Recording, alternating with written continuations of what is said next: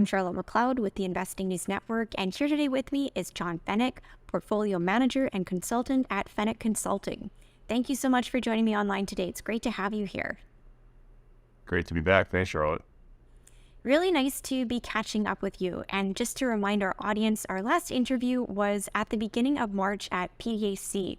And really a lot has changed since then, but one of the most obvious things is the situation in the banking sector, which started to develop, I think, just a couple of days after we spoke. So I want to start there with you and get your thoughts on how we've seen that play out and what may still be to come, because I think people still have so many questions about this whole situation. Sure. So, as some of your guests know, I actually spent a lot of my time in the financial sector prior to getting, fully into the mining sector about 7.5 years ago. So I think I have a good perspective on what's happening out there in financials, because I still stay in touch with a lot of executives there. And I do a lot of reading. I think it's important for people to read things to kind of, get different opinions, right? Not just mine, but other people's opinions. And people that are in positions of power, like a Jamie Dimon at JP Morgan, where I used to work, right? Like JP Morgan is the largest bank out there with over $3 trillion in assets. And Jamie Dimon in April, following the financial melee that we saw from March 8th to the end of the month, came out with his letter to shareholders and basically said, expect more pain, in so many words. So you have to respect words like that coming from someone who's in that position, right? In my opinion. And the market is not respecting that at all, because you see Powell and Yellen and a bunch of other people in positions of power just say the U.S. economy is strong and resilient, and so is the banking system, and we completely disagree. So when you look at March 8th through the 12th, we had Silvergate, we had Silicon Valley Bank, and we had Signature Bank all go out within 4 days. I mean, unbelievable, because if you look back, Charlotte, at 2008, Lehman Brothers went out on a weekend, and then it was weeks before the next one fell, right? So this is extremely quick price action. You have to be on your toes as an investor. And I'll tell you, I mean, as a professional investor for over 30 years, it's hard for me to keep up with the pace. So I can only imagine for the average client, with all this information, what are they doing? How do they process it that quickly, et cetera, right? So we upped our position in gold and silver stocks heavily after March 8th, and we simultaneously shorted financials, and we remain short all those financials right now, and that's worked out great.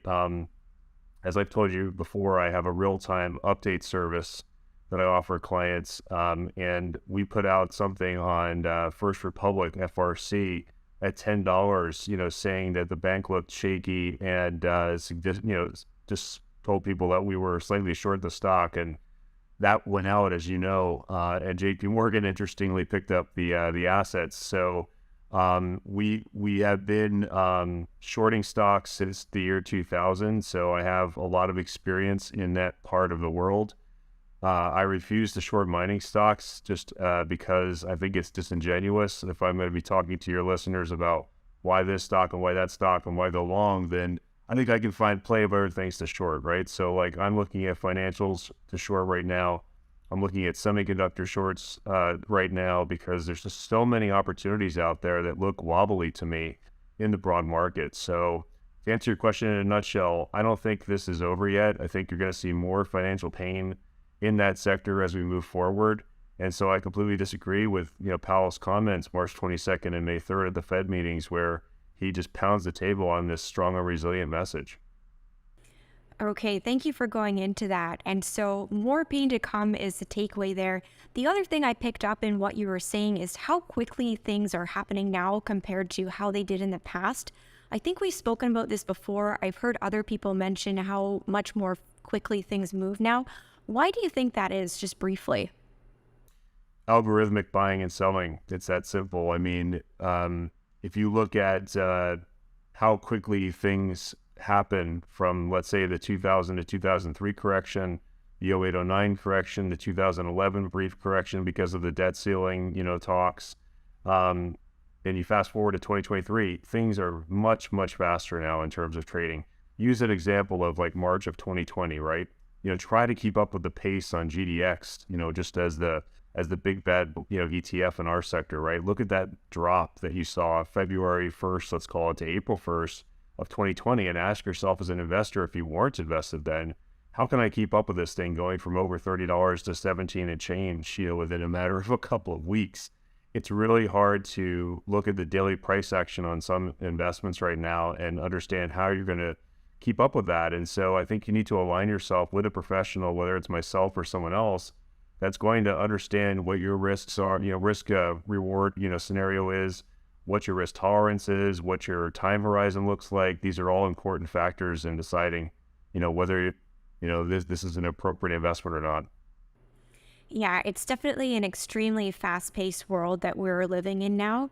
And let's move over to talking about gold and silver prices, because I mentioned things have changed since our last conversation a couple of months ago. Prices for gold and silver are definitely on the list, especially when it comes to gold. I think when we spoke in March, it was just above 1,800, and since then we've seen it spend quite a bit of time above 2,000. And of course, we've seen gold go past 2,000 a couple of times in the past before. This time is feeling different. We've stayed here longer. How are you feeling about gold and silver prices right now?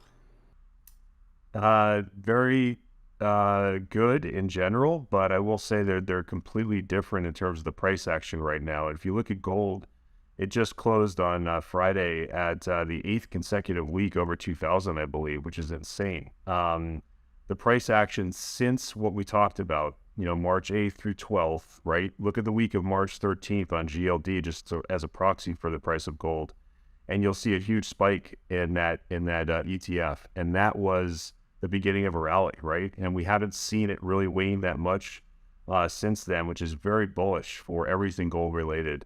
Now, I think we came within $5 of the all-time high of 2075. So I mean, it's unbelievable what we've seen with gold since our last meeting. Because you're right, we did talk around 1812 an ounce. I went back and looked. And, I had said on your show that I thought 1790 would hold, which it did. So we're making a series of higher lows, as we call it, in gold, which is very bullish on the long-term chart. And I think we're going to easily get to that $2,100 level here within probably, 2 to 6 months, which I think is extremely bullish for the whole sector, meaning the mining sector, mining stocks in general. When you look at silver, it's been a different story. We have, pretty significant resistance in that 26.5 to 28 kind of level. And we tested that recently and failed again. So it's really frustrating for me and other investors because we want to see that level broken. And I think we're going to get that this year, again, within 6 months. But the big round number to look for is $30. When you get to $30 silver and you break that with some authority, meaning a couple of closes above 30 an ounce, it's go time in silver stocks. And investors are going to wish they were positioned because it will happen faster than people expect.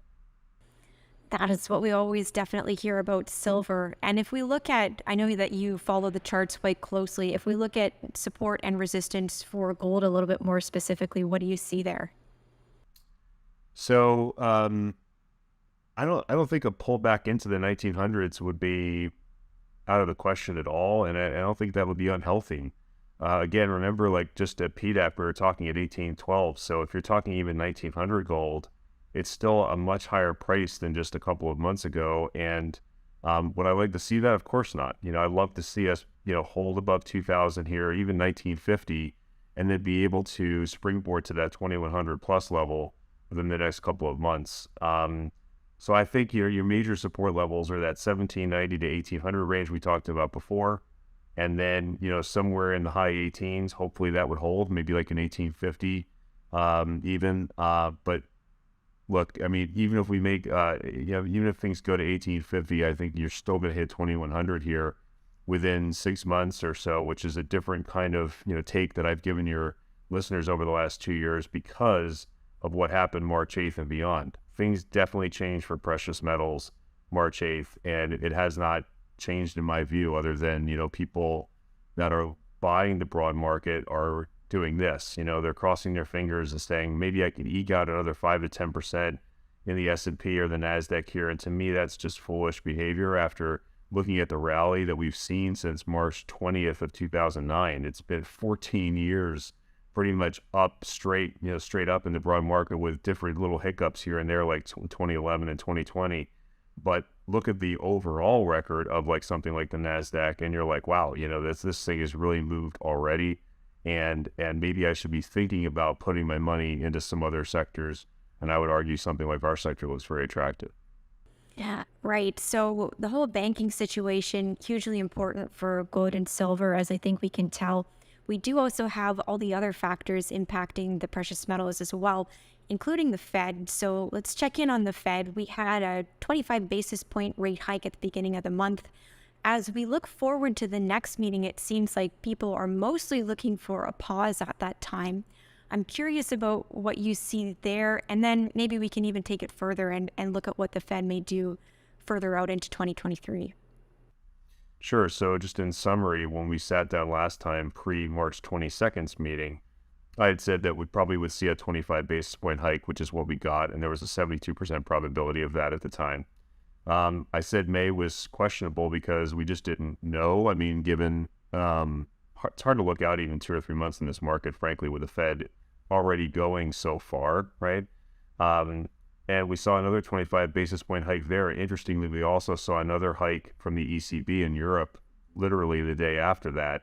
So, it's showing investors that these different central banks mean business. Does that mean that they're not going to pause or cut? Of course not. I mean, they are going to pause. I think that you see that in the June 14th numbers right now, that the pause is likely to happen in June. But I would argue that the broad market is already kind of pricing this in. Like, you're seeing a huge rally in tech, like unheard of in certain names year to date, and very high beta stuff, which to me is really, really worrisome and reminiscent of 2000 into 2001, right? No one saw the tech, bust like that happened to that magnitude back then. I can tell you that. I met with great growth managers, great tech managers back 23 years ago, and they were all pounding the table on Intel and Microsoft and all the rest. And if you look at what happened, Charlotte, from that period of time, let's just call it '01 to say 2011, like a 10-year record, you may have made your money back in things like Intel and Microsoft if you got bad entry points. So you're literally flat for a decade. That doesn't really get anyone excited, right? So, that's the downside risk, I think, that you see in certain sectors of the market right now, is that you could have, many months or a couple of years maybe where you just don't even get back to where your investment was. And if you look at some things like Netflix topping out last year at $701 a share, I mean, go back and look at your favorite growth or tech stocks. It's not unusual to see these things really, really pounded here from all-time highs. So, that's kind of what we're looking at is the Fed is definitely coming more on our side as mining investors. But, many of my contemporaries, as you know, and probably interview, were calling for cuts as early as last September. So, we have to call it like we see it. And the way we see it right now is you have to look at every meeting individually. And, I think the pause will happen in June. It's too difficult to really look too far out past then. But if you look at the futures, it is showing, some type of cut, in the next number of months following June 14th. Right. And maybe we can talk a little bit more about the broad markets. You've talked about some of the dangers that you see there out for investors who aren't maybe paying attention to the full picture. We have the Fed has started to say now maybe we'll see just a little mild baby recession coming. What can you say about those factors and how investors can put that together and not get hurt? Yeah. Well, I think it's important for people to lose a little money of their own, right? By little, I mean a little. Try to buy in small increments if you're a newer investor, because this is, as I just said, a 14-year plus rally in the broad market. You don't want to be, going all in here. I mean, you had your opportunity, right? So that's what I tell people in real estate as well. It's like I've sold all of my real estate in the last 2 years. And the reason is I don't need to get out at the peak. I don't want to be selling into a bad market, which I think is coming for real estate over the next 2 years. I mean, you can't raise rates like we've seen right now, an unprecedented amount, and not feel some pain in the real estate market. So yeah, I would say right now we're looking at a really interesting scenario, a really interesting period of time in history where, as investors, we have to be cautious, right? You have to build some cash here. And by the way, money markets are yielding 4.5 or higher, right? So it's like you've got opportunities out there to make risk-free money. Where if we were to interview, last May, we'd be looking at 1%, or less in the same money market account, right? So we're taking our time with dipping our toe in the water here, getting more invested, especially in gold and silver stocks.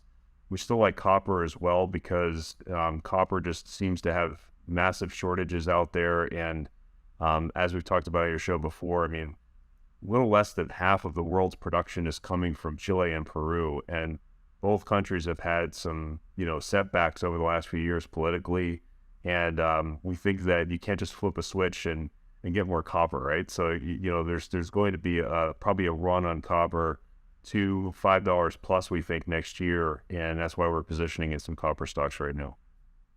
Okay, yeah, and let's move into getting some updates on your portfolio. So at the beginning of the conversation, you mentioned when you saw all the banking crisis unfolding, you started to look more at gold and silver stocks. So curious to hear more about that because our audience does have a strong interest in the precious metals, of course. Yeah, sure. So let me go through a couple of the names that I mentioned last time because I always like the scorecard myself. I think 6 of the 8 are up from where we talked 2 months ago. 3 of them, Transition Metals, Aftermath Silver, and Forum Energy Metals, are all doing financings now or have done financings. What that means to your investors is they're raising cash, right? The junior market is always looking for money. It's just not a problem. It's a fact, right? Like, I mean, you have to deal with it as an investor. And so, I would always, one of the questions we ask companies is what is your cash balance currently, and what are your cash needs over the next 6 to 12 months? So you're not surprised, right? I think, when we go down the list of the names that I mentioned in the gold and silver space, we talked about Cerrado Gold briefly. That's gone from, I think, 54 to 63. And I'll give you, all your listeners, the tickers in the show notes, so it's just easier. But Cerrado Gold on April 17th had some really good production news. They produced more than expected or guided, and they also came in with a lower AISC, lower cost, per ounce, which was bullish. I think they were around $10.30 an ounce in the fourth quarter, so very, very doable there. And have just a great amount of news flow in March and April if you look at their website. Going over to Ascendant Resources, that is more of a gold, silver, copper play with some base metals, very well diversified. It's in Portugal. I mentioned it on your show, I think around 14 cents. Don Durrett is actually put a position on that stock since then. We met recently, and you really love the story. The stock is well positioned in terms of news as well. And they have a due diligence meeting coming up, I believe, in a few weeks. So, when you have a due diligence meeting, that's another kind of thing, Charlotte, that's kind of advanced. But when you ask a company, hey, when are you having people to your site? Companies don't spend thousands of dollars to invite, analysts for giggles. They usually invite them to say, hey, look how great, we're doing, and look at how much more advanced this is than you think. And those analysts will sometimes go back and do something, in terms of rating the stock a buy or raising their price target, right? So I think analysts are way behind the ball here on some of these junior names. And as a former analyst myself, I say that carefully, but strongly, that, it's time. Since March 8th's action in the financial sector, it's time for analysts to get more bullish. And I'm hoping to see that action, more as we move forward in the year. To talk about some other names that we talked about on your show last time, just to circle up, Stillwater is still one of my favorite stocks out there. It's very heavy nickel and palladium. It's, again, in Montana, which is a great jurisdiction. They had solid news flow a few months ago when we met last, and the stock has just faded, frankly. We talked about it at 15 cents. It's now at 13 in the U.S., and we bought more last week, just above 12, pretty much the low of the year. And we're out there trying to buy more shares pretty much every week because at these prices, I think that you could see some type of action in the stock over the next few months. I mean, they're just in a great jurisdiction, connected to a major like Sibanye-Stillwater. I've known that jurisdiction for 9 years with 3 different, stocks that I've owned. So And then lastly, Copper Lake we talked about, and that stock was one of the two that has lost some price action. But I think it's April 19th they put out their news and they said we filled 8 holes and we're waiting for some more results. And so with juniors, as we've talked about before, Charlotte, it takes weeks sometimes for these results to come around because there's still delays at the lab in terms of results, and it is frustrating to investors. But I would just say hold in there. The stock looks really attractive here at 0.036. I think it has a very large bid-ask spread, so I'd be careful in terms of how you buy it. That's why we buy multiple times on a stock like that rather than just once or twice.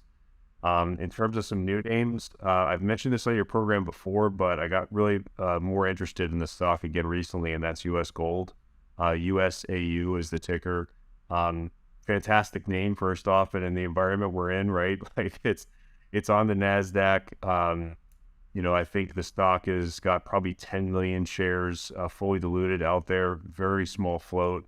I think, again, it ran to 748 this year. It's trading at 419 today. So serious pullback. I don't think the pullback is justified, and you've got major support in the stock between $3.50 and $4 a share. Another one that I've been looking at here is Canadian Critical, which is a newer name for us as well. Recently, we've been adding to the position. They have 2 projects of note. One is Terry, and the other one is Bull River. Bull River is the larger of the two, but Terry gets absolutely no credit whatsoever. And if you look at Terry, they spent less than 1.5 million Canadian for that project, and I think it's worth at least 4 to 5x that right now if someone were to buy it from them. But the idea is, look at the news flow, right? On May 1st, they talked about renting an ore sorter. And as I put out to my followers, why would a company rent an ore sorter if they don't plan to use it? So there's going to be some news there, I think, over the next coming weeks. And the stock is just languishing under 3 cents here. It's unbelievable to me. But I think there's news of a new strategic investor they just announced about 5-6 days ago. There's a lot of positive things happening in some of these juniors if people take the time to go in to the websites, subscribe to the news flow, and just follow it that way. That's what I do. So it's in your inbox in the morning, right? As soon as you're ready to get started, you may have 4 or 5 releases like that in your inbox as opposed to just searching for it or being late to the game. Okay, those are some great updates. And as you mentioned, we will have the names and tickers. We'll leave them in a comment below the video so everybody can see them. I want to follow up on a comment you made about analysts maybe not recognizing the opportunity in the juniors yet. And I'm curious to hear from you about what you think might prompt some increased interest, because I hear so many different ideas about this. Do we need a higher gold price? Do we need more discoveries? Do we need more M&A activity? What is your view on when these other people might start to pay attention? It's a couple of different things. I mean, I think the financial crisis that we're talking about is a big one because people will start to see that, oh my gosh, this thing is really underpriced versus other investment opportunities, right? Not necessarily how is it priced versus other mining stocks. It's like what we call a sector rotation, Charlotte. Right now tech is super hot, right? If you look at, an index, it might make up 20 to 25% of the index. Well, how much does mining stocks as a whole make up? How much of that is in an index? It's super small. It's under 1%. So you can pick your favorite index, the Dow, the NASDAQ, the S&P, the Russell, they're all less than 1%. It's insane. So my thinking over the years has been when we get a turn, which I think we're moving towards right now, right? You have an outside event like the financial collapse. You have the Russian war going on longer than people expected, right? It's 15 months now.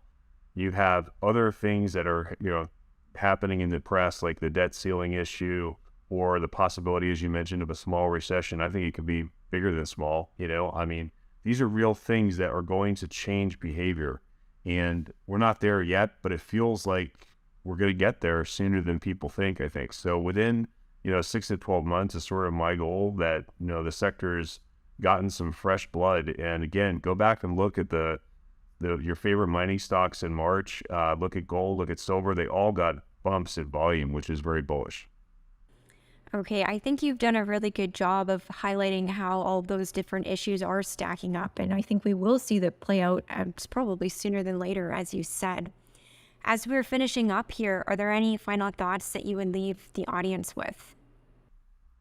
Yeah, like I touched on, and I try to touch on your show, try to align yourself with a professional. We offer a newsletter, we offer the real-time service, with a few other things on our website, Feneck Consulting. But whether it's us or someone else, you really need to spend some money at this point and align yourself with someone who does this full time.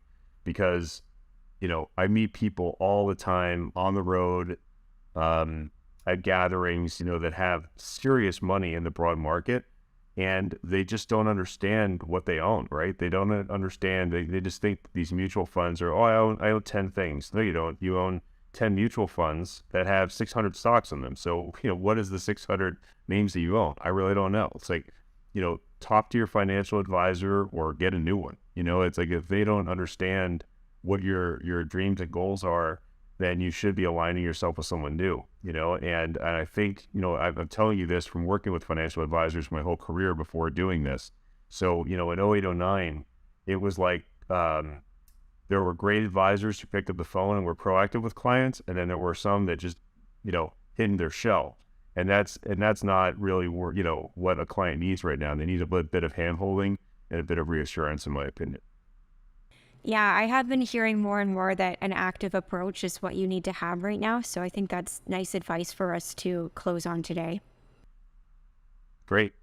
Yeah, thank you so much for joining me. And once again, I'm Charlotte McLeod with the Invest in News Network, and this is John Feneck with Feneck Consulting.